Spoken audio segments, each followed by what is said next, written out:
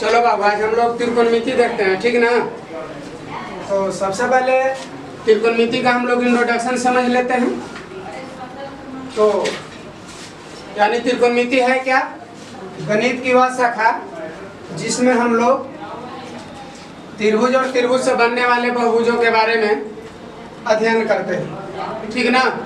और त्रिकोणमिति में विशेष रूप से समकोण त्रिभुज के बारे में अध्ययन करेंगे, ठीक।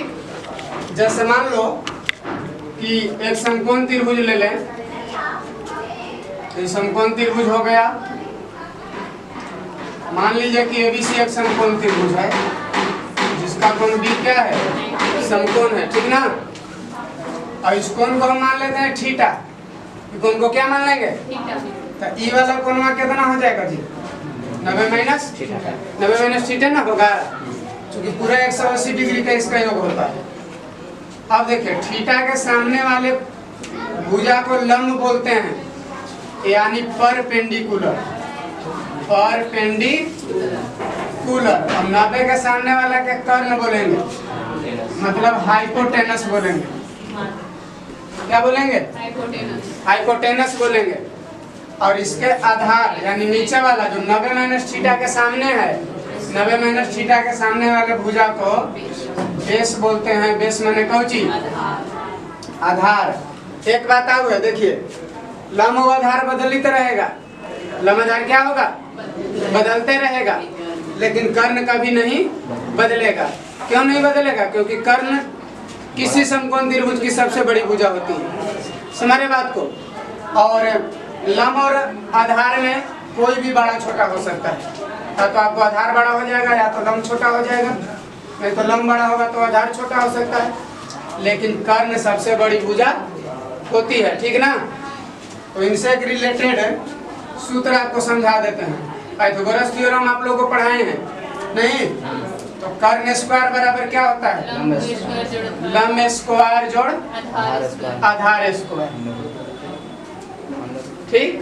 तो त्रिकोणमिति में मेन रूप से हम लोग पढ़ते हैं त्रिभुज और त्रिभुज के भुजाओं के पारस्परिक संबंधों के बारे में, ठीक ना। अब आगे आते हैं, हम लोग समझते हैं इसका त्रिकोणमिति का शाब्दिक अर्थ। त्रिकोणमिति का शाब्दिक अर्थ क्या है?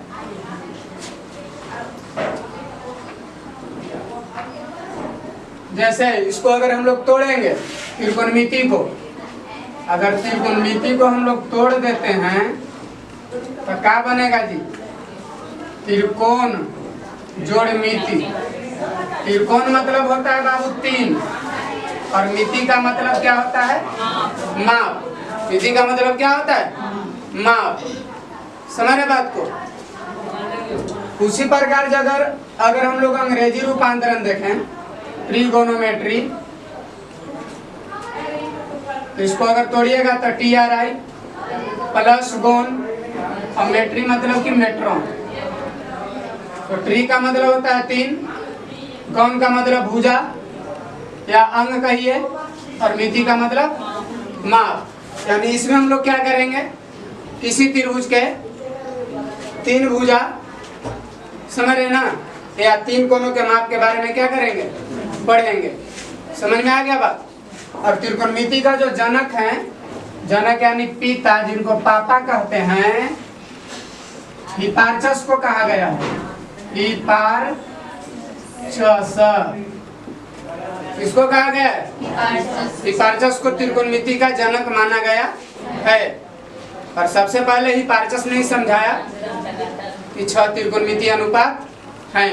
कितने त्रिकोणमिति अनुपात हैं? 6। तो देखिए 6 के बारे में अब डिस्कस करते हैं, इसका यूज जान लेते हैं, ठीक ना। त्रिकोणमिति का कि क्या इसका उपयोग होता है। तो प्राचीन समय में लोग क्या करते थे कि तारों या ग्रहों की दूरी मापने के लिए, या नदी की चौड़ाई मापने के लिए, या पेड़ों की ऊंचाई मापने के लिए त्रिकोणमिति का क्या करते थे? व्यवहार करते थे। लेकिन उसके पहले हम लोग त्रिकोणमिति अनुपात के बारे में जानते हैं, ठीक ना, कि कितने त्रिकोणमिति अनुपात होते हैं। तो सबसे पहले हम लोग लिखेंगे त्रिकोणमितीय अनुपात, यानी इसको बोलते हैं टी रेशियो, ठीक ना? क्या बोलते हैं इसको जी? T ratio. टी माने क्या हो गया? ट्रिगो हो गया। रेशियो माने क्या हो गया? अनुपात हो गया। तो सबसे पहले हम बात कर लेते हैं साइन थीटा की। साइन थीटा को देखिए साइन लिखा जाता था, ऐसा ये नहीं पहले, लेकिन मॉडर्न में हम लोग ऐसे लिखते हैं साइन थीटा। क्या लिखते हैं? Sine theta. तो साइन थीटा का हिंदी होता है बाबू जया। क्या होता है? जया होता है। दूसरी बात कर ले हम कॉस थीटा की, तो कॉस थीटा का क्या होता है? कोजया। कॉस थीटा का कोजया। तीसरी बात टैन थीटा यानी स्पर्श जया। चौथा नंबर है कॉट थीटा यानी कोटि स्पर्श जया। इसके बाद हम बात कर लेते हैं कोसेक थीटा का, तो कोसेक थीटा का होता है वायुजया। उसके बाद हम बात कर लेते हैं सेक थीटा की, तो सेक थीटा का क्या होता है? वायु कोजया। वायु कोजया, ठीक ना? साइन का मतलब जया, जया का मतलब क्या होता है? पृथ्वी होता है। जया का मतलब क्या होता है? पृथ्वी होता है। यानी त्रिकोणमिति में जो भी हम लोग अध्ययन करेंगे, त्रिभुज के जितने भी अंग है और विशेष करके समकोण त्रिभुज, समझ रहे हैं ना? विशेष करके कौन त्रिभुज? समकोण त्रिभुज। जैसे त्रिकोणमिति का एप्लीकेशन सारे फील्डों में जाता है, समझ रहे ना? सारे फील्ड में जा सकता है त्रिकोणमिति का एप्लीकेशन, लेकिन विशेष करके हम लोग समकोण त्रिभुज के बारे में पढ़ेंगे, ठीक ना? उसके अंगों के बारे में पढ़ेंगे। त्रिभुज के कितने अंग होते हैं? 6 अंग, 3 कोण और 3 भुजा, ठीक ना? तो ध्यान में रखना है साइन का होता है हिंदी जया, कॉस का कोजया, टैन का होता है स्पर्श जया, कॉट का होता है कोटि स्पर्श जया, और कोसेक का होता है वायुजया, और सेक का क्या होता है? वायु कोजया। त्रिकोणमिति अनुपात का थोड़ा सूत्र देख लेते हैं, ठीक ना? तो देखिए इसके लिए हम एक समकोण त्रिभुज ले रहे हैं जी। समकोण त्रिभुज हो गया, एबीसी नाम धर दीजिए इसको, ठीक ना? क्या नाम धर दिए? एबीसी। परपेंडिकुलर है तो इसको पी मान लेते हैं, हाइपोटेनस है तो इसको क्या मान लेते हैं? एच मान लेते हैं, और ये बेस है तो इसको क्या मान लिए? बी। बेस मैंने आधार बोलिए, क्या बोलिएगा? आधार। अब एच का मतलब कर्ण हो गया। क्या हो गया? कर्ण। और इसको लंब बोलेंगे, ठीक ना बनवारी? ध्यान दे।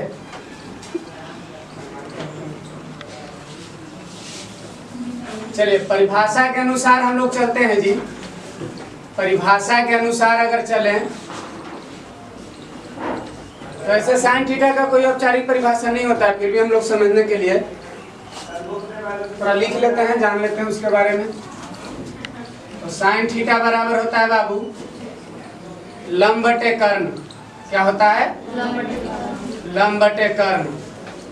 लंब को P लिखते हैं, कर्ण को H लिखते हैं, तो P/H हो गया। cos थीटा बराबर होता है आधार बटे कर्ण। आधार बटे कर्ण, तो आधार को B लिखिए और कर्ण को क्या लिखिएगा? H लिखिए। तीसरी बात tan थीटा बराबर हो जाएगा लंब बटे आधार। लंब बटे क्या हो जाएगा? लंब को P लिखेंगे, आधार को B लिखेंगे। चौथी बात cot थीटा आधार बटे लंब। आधार बटे क्या हो गया? तो आधार को B लिखेंगे, लंब को P लिखेंगे। नहीं समझ रहे हो जी? अब पांचवा नंबर कोसेक थीटा बराबर कर्ण बटा लंब। क्या लिखेंगे? कर्ण बटा लंब। और कर्ण को हम लोग बोलते हैं क्या? एच बोलते हैं, और लंब को क्या बोलते हैं? पी बोलते हैं। सेक थीटा बराबर हो जाएगा कर्ण बटा आधार। कर्ण बटा क्या हो जाएगा आधार। अब कर्ण को लिखिए एच और आधार को क्या लिखिए बी लिखिए। तो यही हमारा एक त्रिकोणमितीय अनुपात के परिभाषा के अनुसार त्रिकोणमितीय अनुपात का सूत्र हुआ, ठीक ना। त्रिकोणमितीय अनुपात का क्या हुआ सूत्र हो गया कि साइन थीटा बराबर लंब बटे कर्ण, कॉस थीटा बराबर आधार बटे कर्ण, tan थीटा बराबर लंब बटे आधार, cot थीटा बराबर आधार बटे लंब, और कोसेक थीटा बराबर कर्ण बटे क्या होता है लंब होता है। समझ गए। उसके बाद सेक थीटा बराबर कर्ण बटे आधार। अब देखिए एक बात समझिए, एक बात समझिएगा। देखिए साइन का देखिए उल्टा क्या हो गया कोसेक।